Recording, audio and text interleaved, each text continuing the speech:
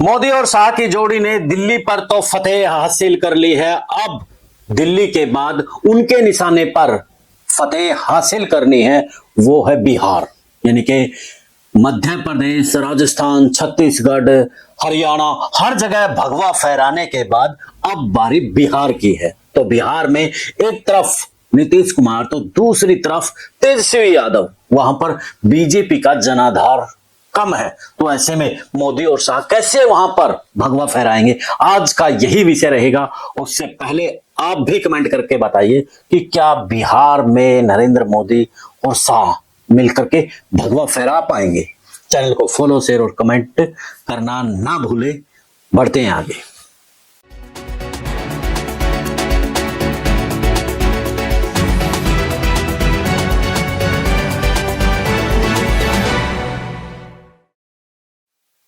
सभी नमस्कार, राम राम। मैं कुलदीप खंडेलवाल, द विश्व प्रेम न्यूज।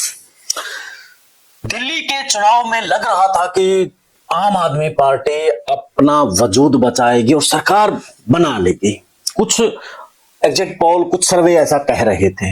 हालांकि हम तो कह रहे थे कि दिल्ली के अंदर हरियाणा की तरह खेल होगा, चौंकाने वाला खेल होगा, और वही खेल हुआ। ऐसे ही हरियाणा में हुआ था। हरियाणा में लग रहा था कि कांग्रेस की सरकार बनेगी, लेकिन विश्व प्रेम न्यूज का जो आंकलन था, जो सर्वे बताए थे, हमने यही बताया था कि 37-38 सीटों के ऊपर कांग्रेस थम जाएगी और 40 सीटों के आसपास कहीं ना कहीं बीजेपी आएगी, सरकार बीजेपी बनाएगी। यही हम दिल्ली के चुनाव में कह रहे थे कि चाहे सीट 30 आए, लेकिन सरकार तो बीजेपी बनाएगी। ऐसा ही कुछ दोनों जगह है हुआ। अब दोनों जगह जहां आम जनता को, राजनीतिक गलियारों को, सबको हैरान कर दिया, दिल्ली और हरियाणा की जीत के बाद सबको चौंका दिया। अब चौंकाने की बारी बिहार की है। तो बिहार में एक तरफ जहां नीतीश कुमार का प्रभाव कम हो रहा है, तो दूसरी तरफ तेजस्वी यादव का जो प्रभाव है वो बढ़ रहा है। ये सब कहीं ना कहीं बीजेपी देख रही है। तो जहां एक और बीजेपी ने अपना तरफ का इक्का चला है, जैसे कि दिल्ली के अंदर ओवैसी का चला था, कुछ सीटों पर ओवैसी को चुनाव लड़वाया गया और वहां पर बीजेपी अपनी सीटें जीत गई। इनके भाजपा मैनेजमेंट से चुनाव जीतती है, चाहे हरियाणा लीजिए, चाहे महाराष्ट्र में लीजिए, चाहे मध्य प्रदेश में लीजिए।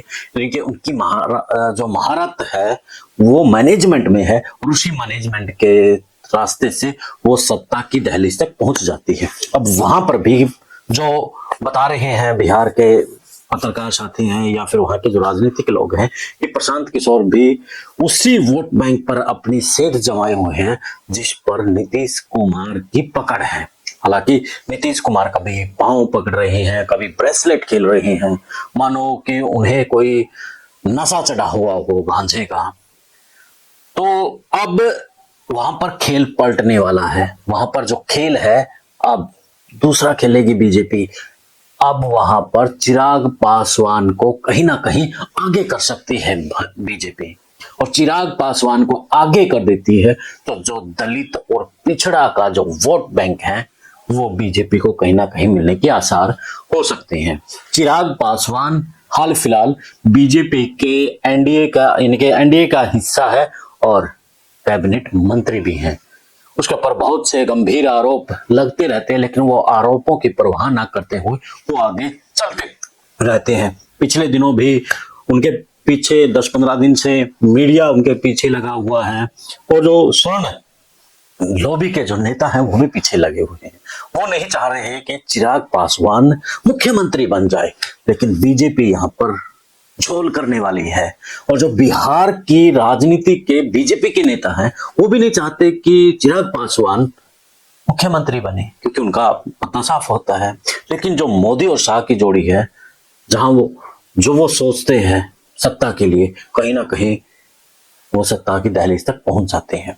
अब बिहार में भी ऐसा खेला वो कर सकते हैं। आप देख लीजिए हरियाणा के चुनाव में, जब 2014 के चुनाव में आए, तब वहां पर मुख्यमंत्री की दौड़ में जहां रामविलास शर्मा जैसे दिग्गज नेता, कैप्टन अभिमन्यु जैसे दिग्गज नेता, अनिल विज जैसे दिग्गज नेता चेहरे के तौर पर थे, लेकिन एकदम से मनोहर लाल खट्टर को सीएम बना दिया गया। इसी प्रकार से राजस्थान में भी वसुंधरा राजे जैसी दिग्गज सीएम को पछाड़ कर एक पीछे की पंक्ति में बैठा भजनलाल को सीएम बना दिया गया। इसी प्रकार से मध्य प्रदेश में भी खेल हुआ।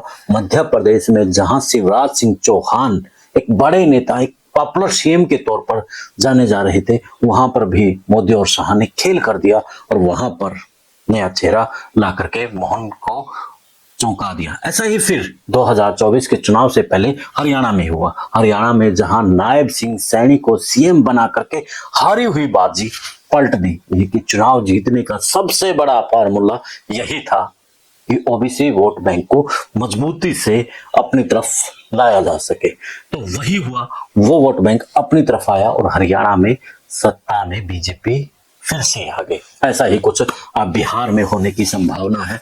वहां पर चिराग पासवान को भाजपा सीएम का चेहरा बना सकती है, उसे सीएम बना सकती है। हालांकि अभी कहना ये गलत होगा।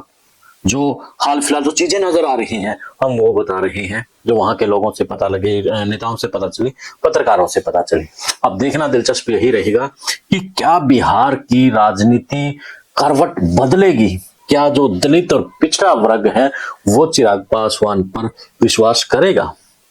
देखते रहिए इसके लिए विश्व प्रेम न्यूज आपको बिहार की राजनीति का एक एक अपडेट आपको मिलता रहेगा। जैसे कि दिल्ली चुनाव के अपडेट अब तक पहुंचाई है, दिल्ली का पूरा चुनाव विश्व प्रेम न्यूज ने कवर किया, आपको दिखाया, आपको बताया, आपको सुनाया। इसी प्रकार से बिहार की राजनीति को लेकर के भी आपसे जुड़ा रहेगा विश्व प्रेम न्यूज। दे इजाजत, फिर मिलते हैं एक नए मुद्दे, एक नए विश्लेषण के साथ। जय हिंद, जय भारत।